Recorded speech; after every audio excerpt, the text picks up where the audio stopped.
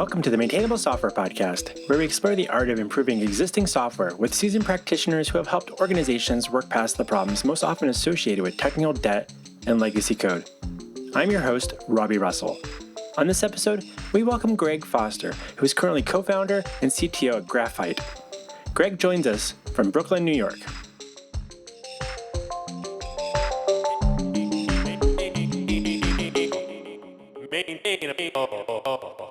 Greg Foster, we're so glad to have you join us on Maintainable. Welcome. Yay, thank you. Thanks for having me, Robby. So, as you reflect on your experience in the industry, what do you believe are a few common characteristics of, dare I say, well-maintained software? It's a broad question. Let me reflect a little bit. I've been lucky enough to do a good amount of infrastructure engineering, and I learned some of this in school. I learned some of this on the job. I also learned a lot of this through reading books. It's one of my most geeky hobbies outside of Dungeons and Dragons and a few other things, is actually reading books on how do you create clean, maintainable software. One of the things that comes to mind is getting modules and interfaces right. One of my favorite books is Clean Architecture by famed author Uncle Bob, which is just a fantastic author name. And he really advocates for this pattern of thinking about where are the dependencies between the modules of your code. Where are they pointing? So who's importing what? What interfaces are they importing across? And if you were to chart this out and you have all these arrows of modules importing one another, which modules are changing the most? I love this pattern of thinking, especially in terms of creating maintainable software, because it lets you draw out your system or any hypothetical system and think about, okay, what parts of the system are going to change the most? Can I get my dependency graph right? And if I get this right, I can protect myself from so many maintenance headaches in the future. This for me has been really practical, really useful. My current job and previous jobs. Yeah. You mentioned reading, just reading books in general. And I'm actually one of those types of people that I've never read a programming book front to cover. Admittedly, I'm always kind of I'm going to skim through and look for some little nuggets of inspiration here and there. I always like pattern books where I can go just browse patterns and be ooh, that's curious. How would I use that? And when might I use this? And maybe one day if I ever need something like this, I'll come back and revisit this thing. But have you always been the kind of person that just feels pretty comfortable just jumping in and reading? There's so much good stuff in these books. How do we learn as software engineers? One, we do stuff and we talk to our peers, but you also Google a lot and you read these blog posts. Personally, I've found, not always the case, but a lot of the times the blog posts can actually be very, very mixed in quality. And sometimes you read these books and you can find really well thought through, really wise advice that's been tried and tested, that's kind of lasted over the years. I'm always impressed. I'm like, oh my gosh, this is so much better than all the blog posts I've been looking up around whatever topic. But for me, you asked why do the reading? There's a lot in the world of engineering that I don't know that I don't know. So I've historically tried out this pattern where anytime I hear about a topic or I'm working on a problem that keeps coming up, I remember one time I was at Airbnb and people kept mentioning Zookeeper as a service. I'm like, what the heck is Zookeeper? So I'm like, okay, let me just get the book on Zookeeper and read it.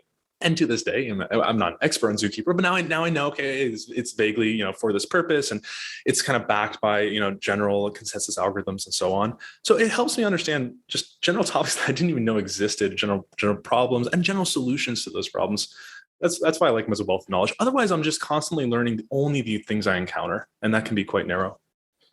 Maybe I'll pick up a couple more books and read. I've definitely bought a lot of books. I think it's easy. And then eventually it was all right, maybe I'm running out of bookshelf. And I'm I have well intentions for reading these books at some point, but I'm always a bit more of a... They're also dense. I empathize. It's not your fault, Robby. These are thick textbooks sometimes to read. For me, it was okay, so I built a habit and I said, I'll wake up in the morning. I'm always sharpest in the morning. Unlike the average engineer, it's sharp at night. And I'll pour myself a nice cup of coffee and I'll just try and read 5 pages every morning, 5 or 10 pages. And that alone, even if it takes me 30 minutes because it's so dense, that alone was actually enough to help me start getting through some of these books. Did you go through a more formal education process in the computer science world? I did. Yeah, I was lucky enough to study computer science in college, but it was interesting. And I do appreciate this, but all the CS I studied in college was very theoretical. You'd take classes on algorithms, but it'd be heavily proof-based, math-based. We talk about lambda calculus, which is very interesting, but not the most practical way to learn about varieties of programming languages.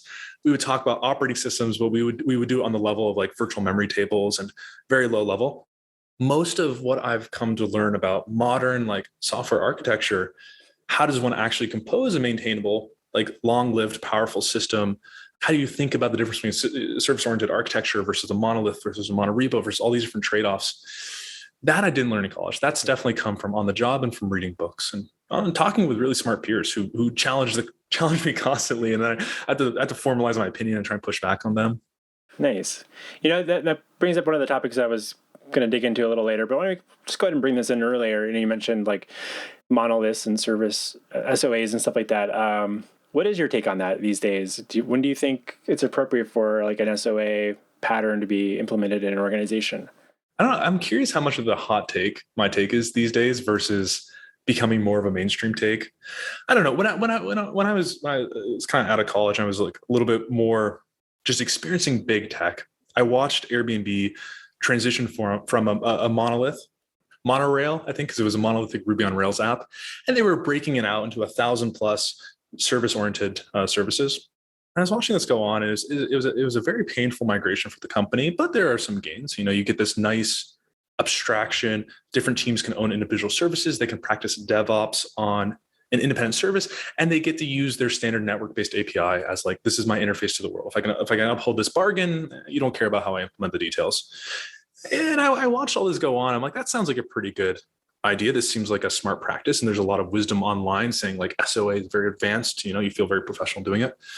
But my tech lead at the time, who I love really dearly, Brian Wolf, he sat me down. He's like, why do you think why do you think people are doing this? I'm like, oh, I think they're doing it because they want a way to isolate their code, and they want they want to. It's cleaner if I can break out the part that has the users from the part that like serves the listings and so on. And he's like, okay, so it sounds like you think this is a good idea for modularization and for clean interfaces, but there are other mechanisms that you could use to get that. You can create libraries, you can create software modules, you can create public-private methods depending on the language, so on. There's a whole spectrum of ways to create modular software. Creating services is just one way to do it, and he pointed out to me it comes with a really high cost, which is you now need service discovery, you now need network hops, which obviously add latency to a system. You have to worry about things about like cascading failures across like a web of these things. Suddenly, like canary deployments and certain things become very challenging, feature flags, et cetera. Like makes a lot of things very hard for this one gain. And there was also some other smart people at Airbnb who were very pro Java, and I thought it was very smart. And they also pointed out to me, they're like, Java has been building massive systems for a long time, and they never had like years ago, service-oriented architecture was not a big deal. So they built very advanced systems of like public-private interfaces, modules. That all to say, there are other ways to do this. None that SOA is good. There are some advantages. Maybe I really want to be able to scale certain parts of my system up or down independently of other parts. Maybe I really want to decouple that on like a truly network-based level or a hardware-based level. But I frequently see it abused and implemented too early. I've talked to peer startups over the years, and they're like, yeah, we're a team of 5 people, 10 people, and we have 30 services. I'm like, why are you doing that to yourself? Why are you setting up a Kubernetes cluster? And I assume just creating a total headache of DevOps. Like, why are you even worrying about service discovery at this scale? People who jump to it a little bit early, I think that's the mistake. So long story short, I think it's to be avoided until you absolutely need it. And if you don't feel like you absolutely need it, it's probably not worth building.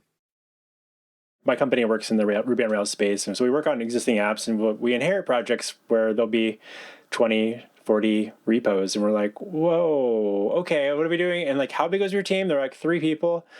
You're like, okay, this is interesting. And then how many different, when there's a security patch across different things, or how many different gems files you're having to update? I'm like, how many PRs are you having to deal with across how many different repos? Again, how many?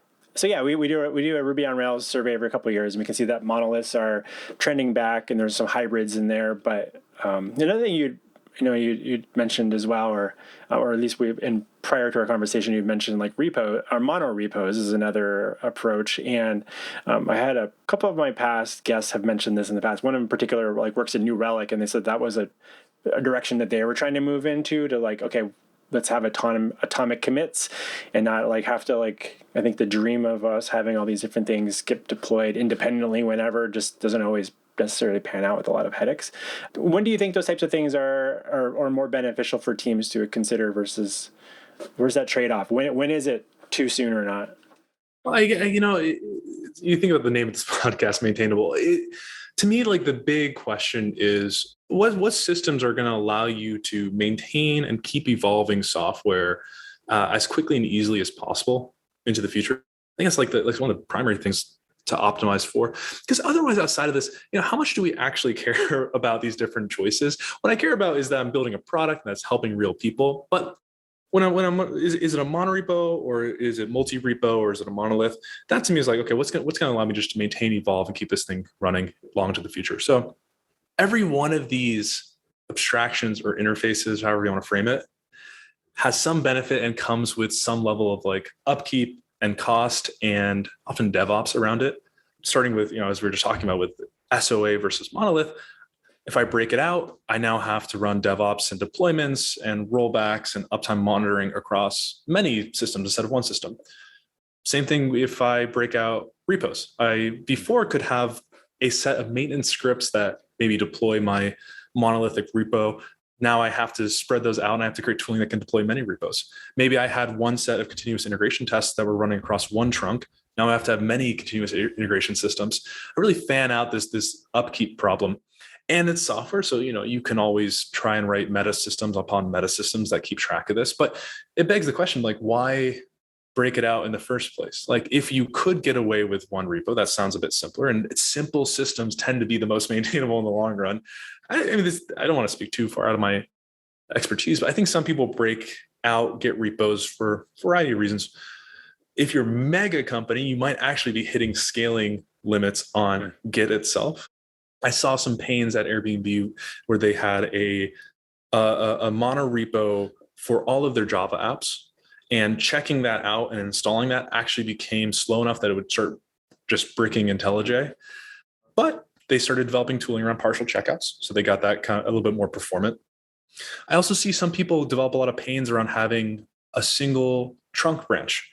And if you have 1,000 or 5,000 engineers all developing and merging onto a single trunk branch, suddenly you're actually getting rebase conflicts post-merge, and you kind of now maybe you need a merge queue, and you're deploying, but there's enough people who are actually reverting or creating bugs that it's halting the deploy train, and it's now getting a little slower. So people are like, okay, maybe if I break out into separate repos and with my own deployment system, maybe I can avoid just other silly people in my company slowing me down. And they start leaning for these benefits. That's where it's at that massive scale, I think you can start having a reasonable conversation about the pros and cons. If you're at any smaller scale and you're not facing those kind of problems, I really think you should push for a monorepo. I don't think there are huge benefits to breaking it out. The one exception is perhaps open source. So perhaps you have closed source and open source bits of your code base, and you want to keep those separate. I mean, that's very logical, but that makes sense. Yeah, you should lean towards. And there's some good tooling these days to help you with monorepos. I was just investigating. I work in TypeScript right now, and you have you've Turbo to help create a DAG of your builds and build across all the parts of your system, all the different libraries and apps in your monorepo that actually need an update. I know there's some open source versions from Google as well that help you with this tooling, but there's a lot of good stuff out there. Even at the biggest scales, can it be done? Can you maintain this? Yeah, I think Facebook and Google. I think Google historically has always stuck to monorepo. I think Facebook has oscillated a little bit, but has leaned towards monorepo. If they can do it, everyone else can do it. It's kind of my mentality. I don't know. I tended to have a bad time with individual repos. Lastly, the perks of atomic commits are so strong. If I need to bump a package across 20 different projects and libraries, so much easier than an atomic commit versus perhaps like a 3-step commit across like a ton of different repos. Right. And then trying to coordinate all that stuff can be a challenge too. I'm always curious about teams, especially when it comes to like onboarding for new engineers, like what's the complexity level for getting everything pulled up, or how much can you automate to pull in just the services you're going to need to interact with, and versus like go clone this one repository and then start, getting going and stuff like that, versus like here's 20 things you need to figure out individually. There's some good wisdom. I read my books. I think I was reading one of the Uncle Bob books. It's either that or Philosophy of Software Design, which is a fantastic book as well by a Stanford professor. But they advocate this wisdom, like your system should be able to be installed with one command and deployed from one command. And if it's any more steps than that, you should reflect on why and can you simplify it. But exactly for that purpose, both for you to keep your own sanity, but also as you're bringing on new people onto the system, keep it streamlined, keep it simple. If it's more steps than that, why are you not codifying it? Right. So I was having a conversation with some people yesterday about like onboarding junior developers to teams in particular, and I was talking with like a product manager and like, well, like trying to help them get, how quickly can you get a junior developer or anyone on your team when they onboard to actually be able to commit something and get it pushed out to production and know that process, like to understand what that workflow looks like, even if it means working with other people, or if they can like literally to deploy it themselves. And how quickly can you roll that back? Like you feel comfortable, like if you push something out and then you can undo that, like you got to build that confidence up for everybody in your team pretty early, I think. And I feel like it's a missed opportunity sometimes. Just like, here's the keys, take it for a spin around the block and just park it when you're done. And how scary that is for your organization, I feel like says a lot about how maintainable or approachable your platform is. And so it means you don't trust your unit tests, and you don't trust that a rollback can be fast and seamless, and you don't trust that you might have a staging environment or you might have canary analysis. If you're afraid of all that, your system's quite brittle. That's okay though. I also don't want to shame people too much. I also understand that within the world of infrastructure and fast-moving products and business demands, sometimes the best practice and you wish you could be sophisticated, you could have all this nice stuff, but realistically you haven't had time to build it and the business hasn't yet prioritized it, and maybe you're fighting for this internally. But I think sometimes people are like a little bit ashamed. They're like, oh, my code base is so bad, like I know we could be better. Like that's okay. You gotta be realistic as well. So that's fair. I mean, think about that 3-person team that I mentioned earlier. They also, maybe hope that they were going to bring in more people at some point. And then, but a lot of these patterns, sometimes I think what ends up happening is that people are like curious about this stuff. They read blog posts about it, or, books about these different approaches that some large companies like, oh, Airbnb does X, we should do X. And it's like, well, we don't have the same access to the same sort of a lot of things.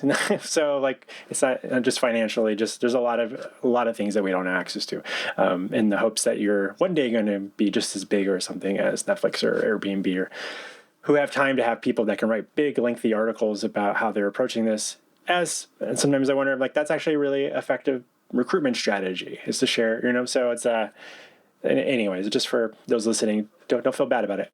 You look at these shiny new technologies. I personally lean on a couple of principles. One is, if I'm trying to write maintainable systems, and again, if my true goal is to help ship a product that helps people, I really want to maximize simplicity. I want to minimize complexity. That's like at the heart of this. So if I'm looking at making an architecture decision, if I'm looking at adopting technology, switching to a monorepo, changing my build tooling, whatever it may be, what's going to get me the simplest system moving forward? That's number one. And if the change is actually might give me more uptime, it's going to be more complicated, I'm actually going to be quite like negative about it. Number two, really, I try and lean on things that have been around for a long time, whether the idea has been around for a long time or even the system that you're actually building on has been around for quite a while. There's a famous idea of like the Lindy effect, which is that the things and ideas and implementations that have been around for quite a while are most likely to continue being around for a long time.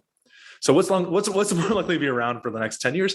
Is it Rails, which has been around for 10 years, or is it the new service that exists that came out in the last month? It's probably going to be Rails, if I had to guess. Now, it could be the new system, but probabilistically, it'll be the thing that's been around for a little bit longer.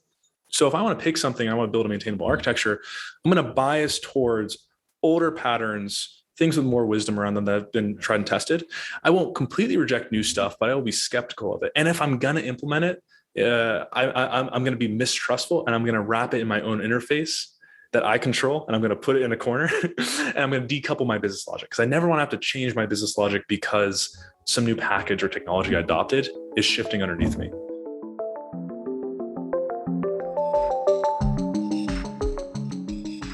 We'll be back with our interview with Greg in just a moment. Hi, it's me, Robby.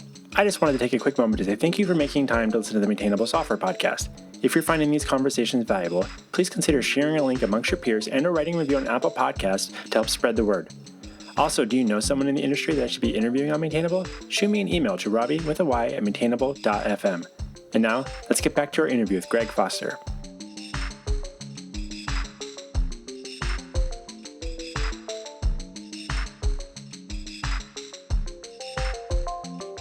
Like I want to talk a little bit about, your team's product, Graphite. So I hadn't heard of it before, we started talking recently and sort of looking around at it. I haven't actually got a chance to play with it yet, but I was curious, like maybe you could just give like a high level overview of like what Graphite does and what problems it's helping solve. And does this make sense for larger organizations, smaller organizations? Absolutely. Yeah. Yeah.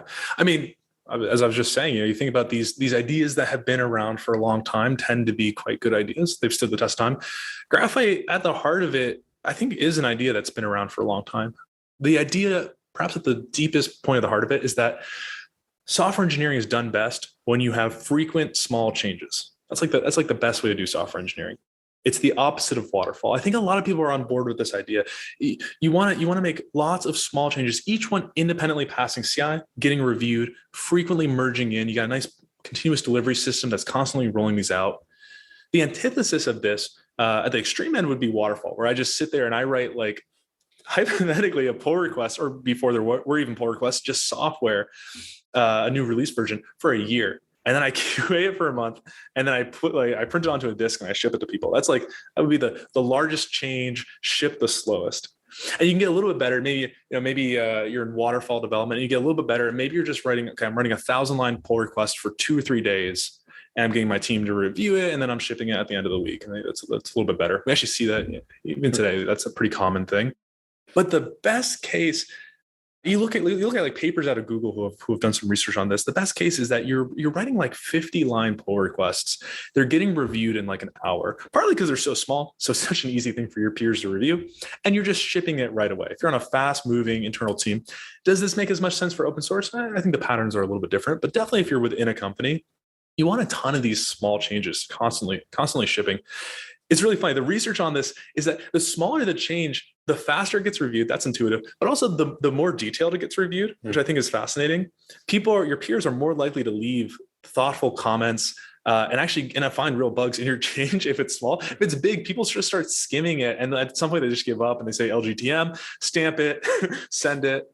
Shoot out the door and watch you take down the website. And God, debugging 1,000-line change sucks compared to debugging a 50-line change, because you don't know where in that you actually broke things. So that's at the heart. This is like this idea I think everyone could get behind. So what does Graphite do? Graphite allows you to make tons of these small changes, but not get blocked.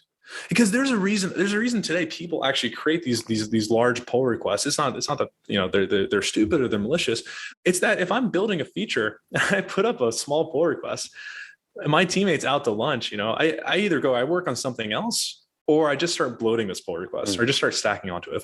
If I want to keep changing things dependent on these downstream changes, in pure Git, I would just stack commits on that. But the unit of code change in the modern world is pretty much a pull request. It's the smallest thing that can be reviewed and deployed pretty much. And I don't have a good mechanism of creating pull requests on top of pull request, a branch on top of a branch, creating a stack of these things. So most developers at some point or another have tried to branch off their feature branch. You've probably done this locally. You probably you have your feature branch checked out, create a branch on top of that, and maybe it goes pretty well. Or maybe in your first pull request, someone asks you to change something and you change it, but now your upstream pull request is screwed up. And now you maybe have to do a 3-point rebase, but who knows how to by hand do a 3-point rebase with the commit hashes manually typed in. And that's just 2. If you had 5 of these things, you'd just be in a car crash. It would be impossible. So that's kind of why I don't think we do this today. It's just too painful to do it manually. But does the idea hold water? If you look at how Facebook and a little bit of Google, but honestly, I think Facebook with Fabricator pioneered a path forward here. They didn't actually use vanilla Git. They didn't use GitHub. They said, let's build Fabricator internally. Let's build some layers on top of Mercurial, create our own CLI tools. They built out this workflow. They call it stack diffs. You create your code change. It's a difference. You slice it off, and then you keep extending it, and then you diff off of that, and you keep extending, you diff off of that, and you get this stack going. And you're syncing the stack to remote. Your peers are reviewing each of these changes independently. You can merge them in all at once they're approved. You can merge them in one at a time, like a zipper cars on a highway. Doesn't matter, but you're never blocked. You can keep stacking on top of all these changes that you've created asynchronously from the peers reviewing. And once you can do that, you can make these a lot smaller, and you can be continuously putting them up for review. It's the closest I can think of to continuous code changes. We think about like continuous integration testing. We think about continuous delivery, but we haven't really had a system of continuous code changes. And I think Facebook and some other smart people kind of built this out with Fabricator. It spread. They open source in 2012. It got picked up. Uber, Twitter, some large companies decided to host Fabricator internally.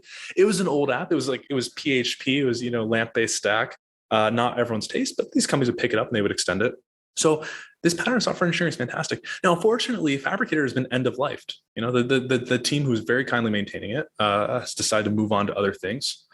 There's a gap for this sort of development. And to be honest, Fabricator never went that mainstream. I think people were anchored to get GitHub capture the market share. It's quite a nice experience for certain applications. What did we do at Graphite? We said, okay, we believe that you can do code review and code changes better.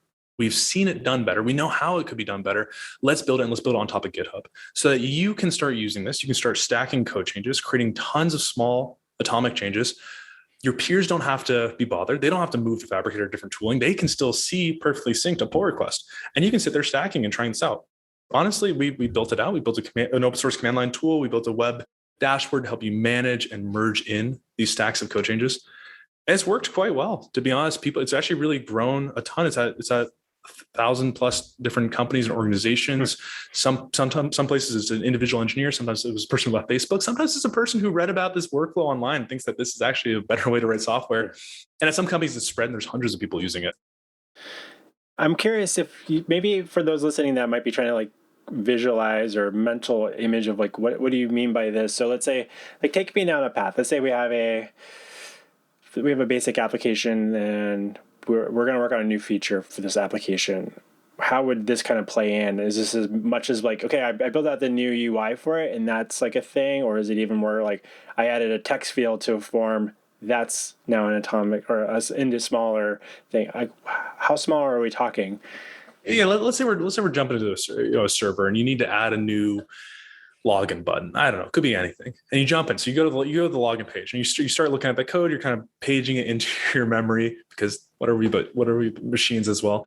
And you're going along. You're like, okay, wait. First off, okay, this code is 2 years old and messy. So let me just kind of reorder these functions. Let me refactor this slightly. I'm not going to do a huge thing, but clean it up a little bit. Boom, clean it up. There's a branch. There's a feature change. I would love reviewers to take a look at that and know that I wasn't changing functionality. I was just cleaning up this code. So I'll slice that off.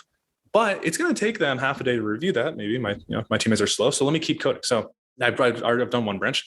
Now I go in, I'm like, okay, what do I need here? I need a new API endpoint and I need a new helper function that's going to kind of power the API endpoint and maybe a unit test. So, okay, cool. Let me write that helper function. Let me stack on that unit test. Boom. That's an independently reviewable piece of code that can be merged, that can be deployed. It's not going to do anything bad. Now I can build that endpoint, stack that on top, leverage that helper function I just created. Now I switch over and maybe I'm in a monorepo. So I switch over to the client side and I want to leverage this new endpoint I've just created. Now, in between all that, maybe now I actually get code review back from the first change. Maybe I'm 5 hours into coding this and I get code review back. And they're like, hey, love the first refactor, just a couple of nits, just fix up these minor details. And I can pause. I can go and make those changes. And in one command on Graphite, it can automatically recursively rebase everything. I make my change, it applies it up the stack, all one command, and syncs it back to all the open pull requests. So just completely seamless, no work on my end. And I can keep coding. And now on the client, I can go implement the UI. I can implement the site that calls that endpoint.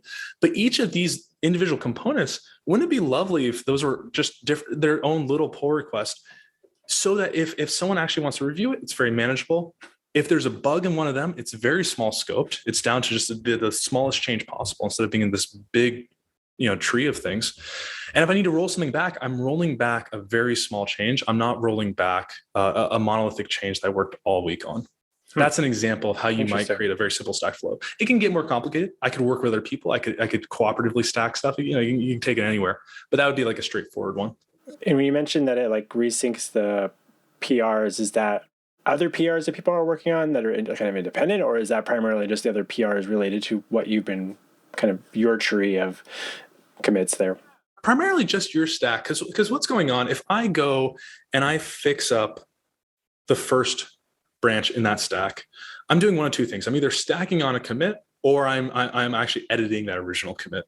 In both cases, even if you do a rebase in Git, in both cases you're going to create a new commit. So all the other branches on top of that and their commits actually need to be shifted, because Git and the commits are all a tree. They need to be shifted to be referencing this new commit. That is a challenging operation to run by hand. And then it's even more challenging to push those branches back to GitHub, but make sure you're just pushing the right sections of that tree. So what is Graphite doing under the hood? Well, the CLI, honestly, it's mostly just keeping track of the parent-child relationships between these branches. It's still all vanilla Git under the hood. We're just adding a layer of metadata that's keeping track of the relationships and able to make the correct, rebases and push and pulls and things. Interesting. Does that require, just thinking about like one of the things that's nice, one of the things that I really liked about Git originally was like, I can create local branches, right, as like a thing, and independent of whether or not I have internet access, I could deal with things. So is there a dependency on with Graphite to have an internet connection to be able to sync some data into your systems, or is that all happening primarily locally? Yeah, great question.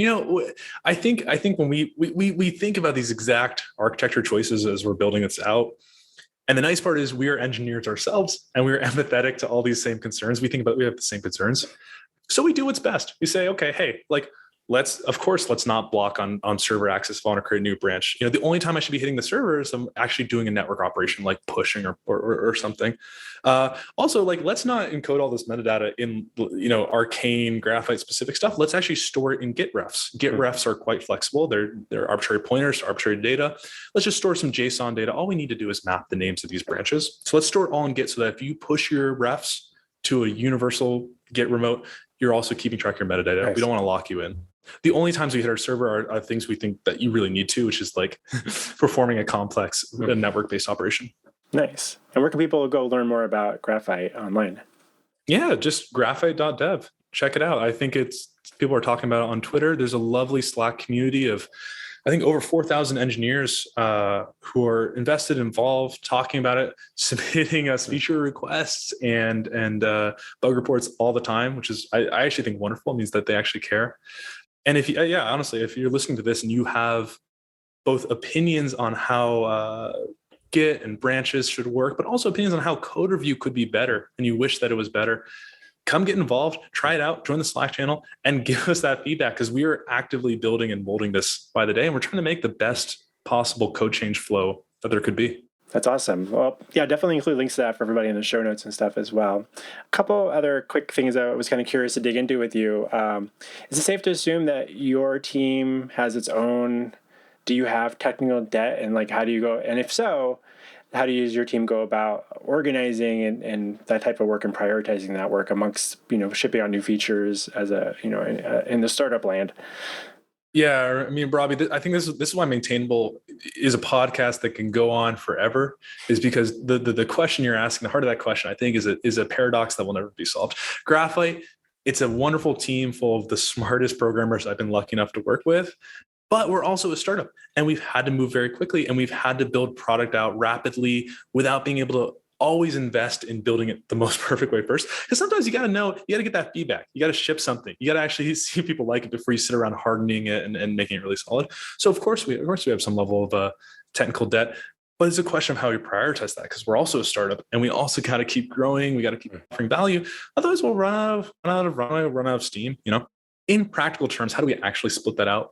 I would say we spend about a third of our time stabilizing, improving, making more maintainable the existing systems, and we spend about 2/3 of our time building out new surface area. That's a back of the envelope kind of balance, and I think it changes over time. It's not always consistent. Sometimes you go through cycles here, but at the heart of it, and I was reflecting on this, I think this is just a universal tension. You can't have one without the other. You can't sit around just constantly improving the architecture, the dependency graph, and the deployment systems without ever actually building a product, because who's funding you to do this? Right. What value are you actually offering? But if you just build product and you're I don't believe in tests, I don't believe in deployments, I don't believe in any maintainable systems whatsoever, you're gonna tangle yourself in a rat's nest and just fall over. So there's some push and pull. Finding the true heart of that balance for me is a journey. I don't know if I've ever fully found the right balance. I always go one way and then I kind of swing back the other way. Sometimes I think that's just kind of the way it's meant to be.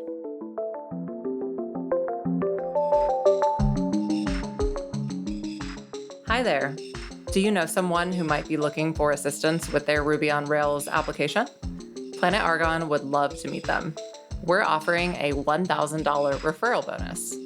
Send someone our way, and if they sign up for services with Planet Argon, we'll give them a $1,000 discount. And in return, you'll get a check for $1,000 in the mail, just for knowing the right person. Hop on over to planetargon.com/referrals for more information and to refer someone our way. That's planetargon.com/referrals. Thanks.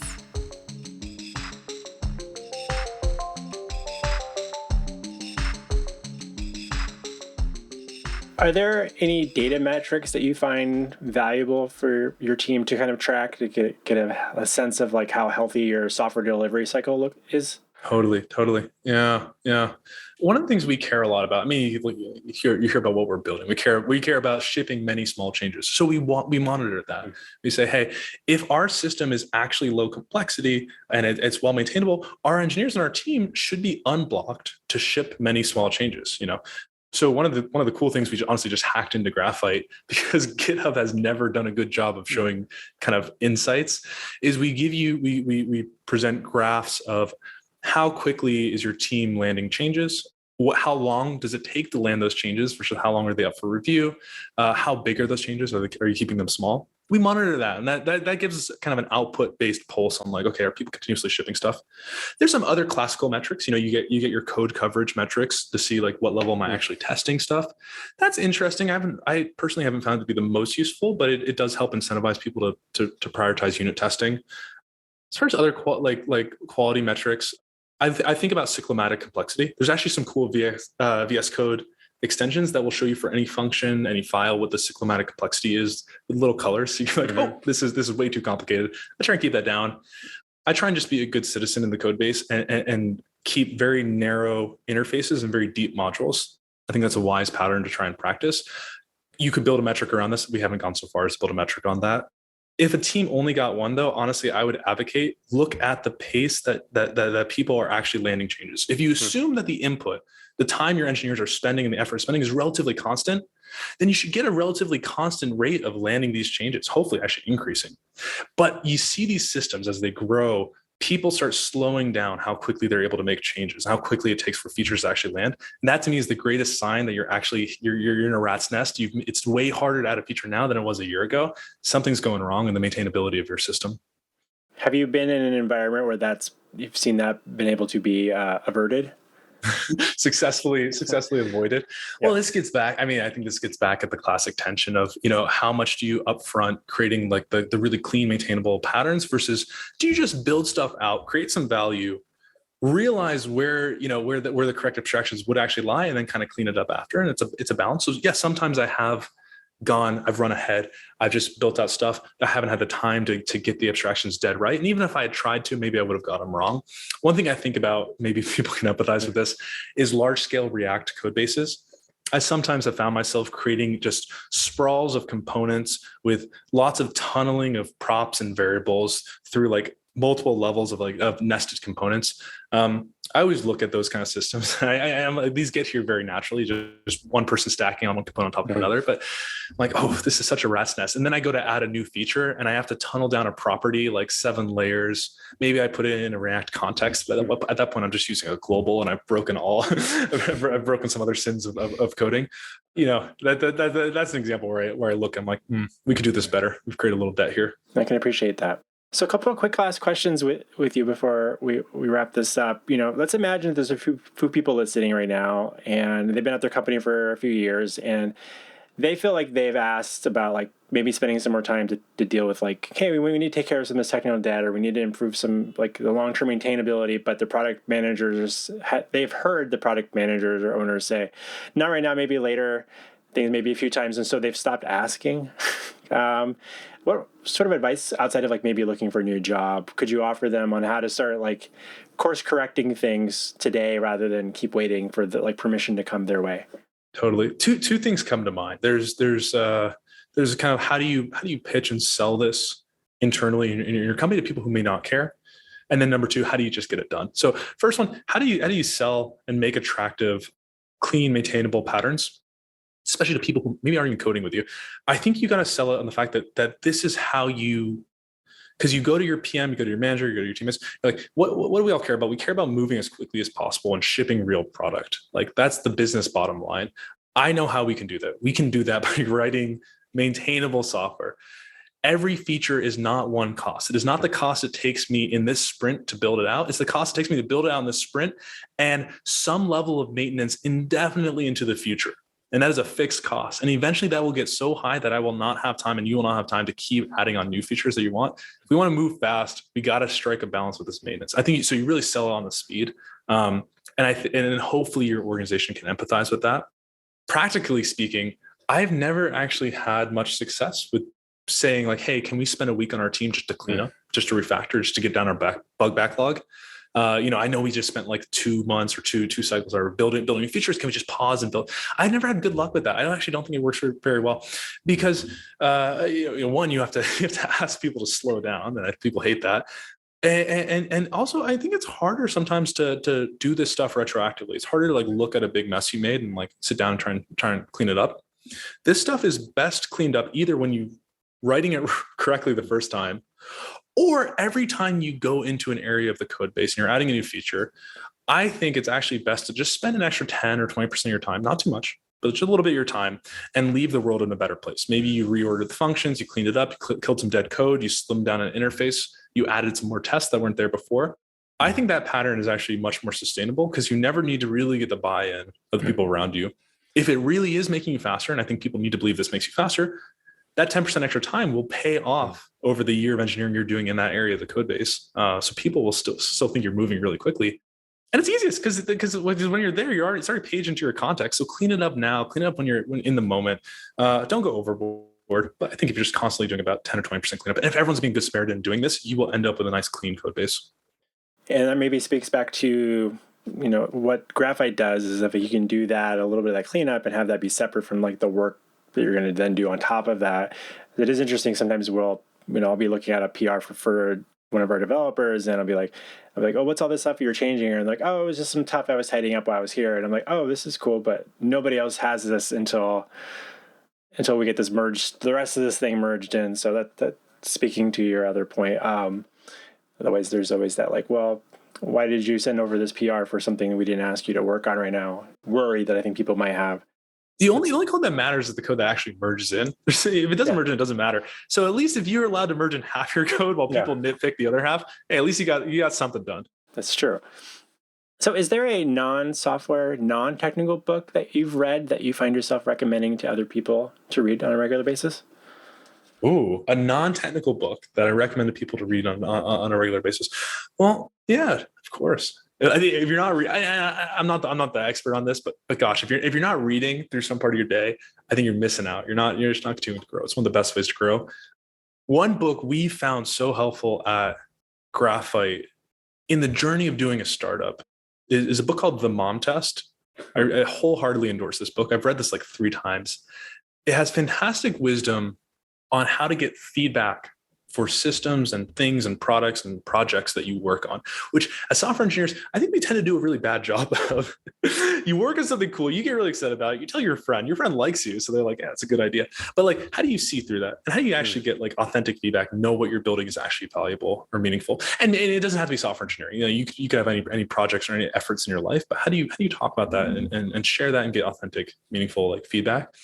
Mom Test would recommend. It's a short book. It's like 100 pages long. If you're doing a startup, it is incredibly useful because there's nothing easier than lying to yourself and thinking that people like your idea. But would recommend.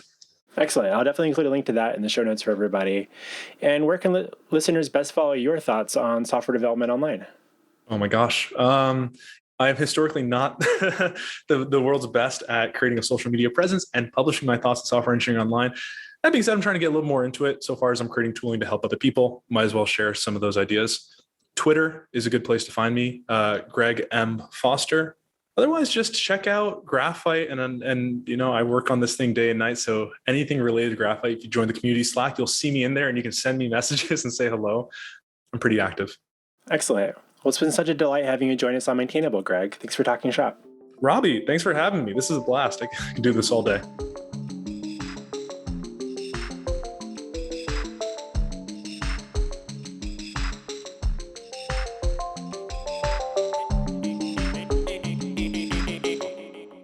maintainable.